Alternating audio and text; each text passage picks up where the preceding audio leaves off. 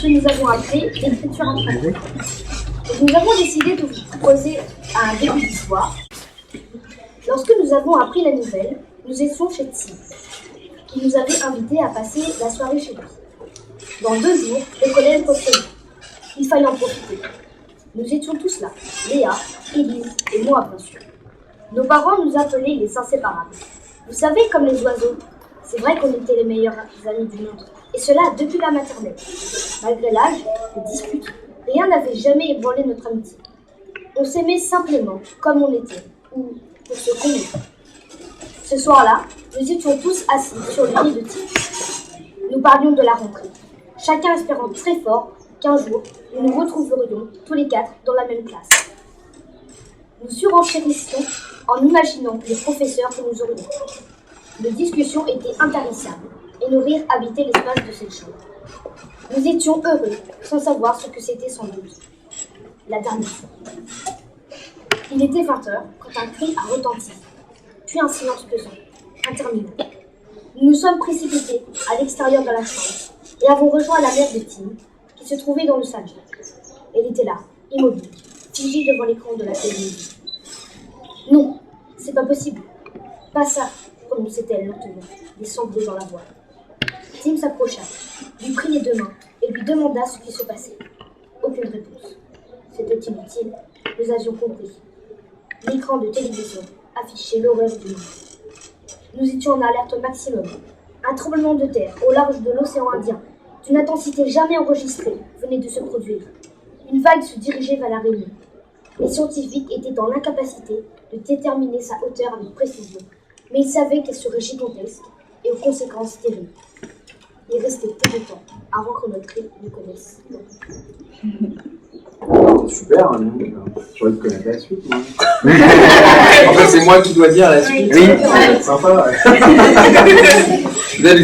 Alors, des conseils à d'autres. Bon, quelle est la part de l'intervention de votre professeur ou de votre documentaliste dans ce texte?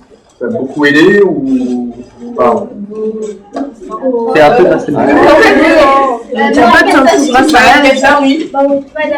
parce que ça m'a l'air assez professionnel comme niveau. Je dois dire que, tu sais, moi j'en lis des trucs, là, il y a encore des élèves qui m'envoient des choses, genre monsieur, je peux vous envoyer un texte, oui, d'accord, je reçois le truc, je dis, bon, bah, quand même, le travail, c'était un peu normal, hein. Moi, si j'avais dû écrire quelque chose en 5e, je pense que ça aurait pas été super.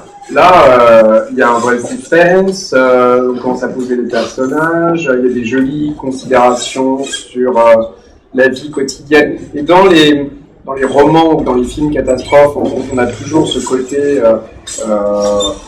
on parle d'abord de la vie et on instaure une ambiance calme, détendue, etc. pour justement faire surgir avec plus de force l'horreur, l'épouvante, tout ce que vous voulez. Donc là, c'est exactement ce que vous avez fait. Le seul conseil que je peux donner là, à ce stade, c'est que vous avez quoi, 4 personnages principaux, c'est ça? Ouais. Il va falloir les caractériser. Pour l'instant, vous n'avez pas eu le temps de le faire, mais ça, c'est difficile. 4 personnages. Il faut voir que le lecteur, il va avoir du mal un petit peu au départ à s'y retrouver, pendant les premières pages, savoir qui est qui, et donc il faut arriver à typer le plus possible les personnages, même de façon un peu caricaturale, forcément au début, qu'on puisse se repérer, alors soit des traits physiques, soit des traits de caractère, en se disant, je sais pas, peut-être, ah oui, cette fille-là, c'est celle qui est super timide et qui dit jamais rien, celui-ci, c'est celui qui fait toujours des blagues, même dans les pires moments, celui-là, c'est celui qui fait 1m80 alors qu'il a 13 ans, j'en sais rien, tu vois, mais des choses comme ça. Après, pour un roman de ce genre, c'est intéressant parce qu'il y a 2 façons de procéder. Soit vous vous dites, on va construire toute l'histoire ensemble, et donc dès le départ, on va savoir ce qui va se passer et comment ça va se terminer. Soit on se dit, bon, on écrit un truc et puis on va venir voir ce qui se passe. Là, à mon avis, vous avez plutôt fait ça, non? C'est-à-dire que vous vous dites, bon, bah là, on commence à construire une histoire, on se dit qu'il y a une vague immense qui va arriver, et puis maintenant, on ne sait pas quoi. Bah, moi non plus, je sais pas. Tout ce qu'on peut dire, a priori, c'est que ça va pas être une vague de 600 mètres qui va raser entièrement l'île, parce que sinon, il n'y a plus trop d'histoire, tu vois. Donc, on dit où est-ce qu'ils habitent ou pas? Non, on ne sait pas à quelle hauteur ils sont en fait. Est-ce qu'ils sont sur les hauts ou pas voilà. Déjà, ça a une importance. Bon, bah, c'est un récit catastrophe. Moi, j'aime bien ça. Pourquoi on aime bien ça, en fait, les récits catastrophes? Parce que ça nous permet de revenir à la réalité en nous disant que notre vie, elle n'est pas si catastrophique que ça, justement. C'est-à-dire que ça pourrait être pire. On pourrait se prendre une vague de 80 mètres dans la tête. Donc, après ça, forcément, la journée est plutôt belle. Moi, je suis quelqu'un qui a tendance à faire des plans quand j'écris un roman. C'est-à-dire qu'il y a deux façons de procéder, hein, encore une fois. C'est comme quand vous partez en voyage. Soit vous commencez à réserver vos hôtels, tu vois. Bon. Et là, par exemple, moi, c'est ce que j'ai fait. Tu vois, la semaine prochaine, on va partir un peu vers Salazie, etc. Mais j'ai réservé des trucs parce que je suis un peu craintif, prévoyant, on va dire. Je dis à ma femme, ouais, mais alors, le bourg, machin, il n'y a pas 36 trucs, alors imagine, tout est complet, on va se retrouver, toi, puis s'il y a la pluie, on va faire quoi, on va dormir dans la voiture, enfin, toi, j'imagine, moi, des scénarios un peu catastrophes comme ça, donc je me dis, non, il faut réserver les trucs, donc 3 mois avant, c'est booké. Bon, alors, l'inconvénient de cette méthode, c'est qu'en gros, il y a peu de place pour la surprise, parce que tu sais déjà où tu vas aller tel soir, et tel soir. Après, tu peux savoir où tu vas aller le soir, mais dans la journée, peut-être tu peux faire des trucs que tu n'avais pas prévus, tu peux encore t'adapter. Donc quand tu fais un plan de roman, ça ne veut pas dire que seconde par seconde, tu sais tout ce qui va se passer dans le livre, mais tu sais les grandes étapes. L'autre façon de procéder, c'est de dire, bon, prends un billet d'aller voilà, pour l'aéroport Roland-Garros à Saint-Denis, puis ou une voiture, puis on verra bien. C'est plus excitant d'une certaine façon, c'est plus risqué aussi, et ça peut tourner, alors peut-être pas à la catastrophe, mais ça peut devenir ce qu'on appelle un mauvais plan, quoi. C'est-à-dire que tu arrives dans un endroit, ah bah ouais, mais en fait il y a des embouteillages, machin. Ah oui, mais ce soir, j'aimerais bien dormir là. Ah bah oui, mais tout est complet. Ah bah attends, mais je connais un copain qui est peut-être là, bon, on va l'appeler. Ah bah ouais, mais il répond pas, qu'est-ce qu'on fait? Puis tu sais, à ce moment-là, les gens s'engueulent, quoi, hein, souvent. Donc là, comme tu es tout seul avec toi-même dans ton roman, tu vas pas t'engueuler avec toi-même, mais des fois, c'est un peu quand même ce qui se passe. C'est-à-dire, tu te dis, punaise, je suis parti sur une idée super excitante au départ, et maintenant j'avance, et puis je sais plus trop quoi faire, là, je suis un peu bloqué.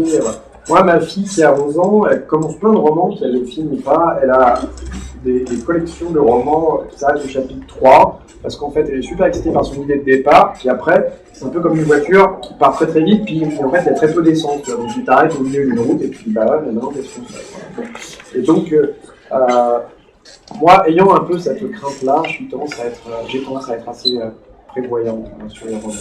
Donc, la question déjà est de savoir comment vous voyez les choses.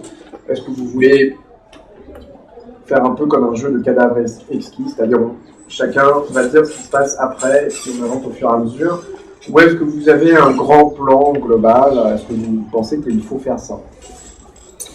Dans un récit catastrophe, la règle qui est une règle tacite, c'est que tout le monde ne va pas mourir. Sinon, ça va être complètement plombant comme histoire. Cela dit, moi j'ai écrit un livre qui s'appelle La fin du monde, où à la fin il reste à peu près une personne, mais quand même il reste une personne, quoi. Une ennemie, quoi, on va dire. C'est pas très clair si elle a survécu ou pas. Donc, après, on déroule un peu les impératifs du récit catastrophe qui vont être de sauver sa peau. Moi, j'ai pas trop de conseils à vous donner à ce stade. Je sais pas trop ce que vous attendez en fait. Comment ça pourrait se terminer? De toute façon, la vague, c'est à peu près inéluctable qu'elle arrive sur l'île.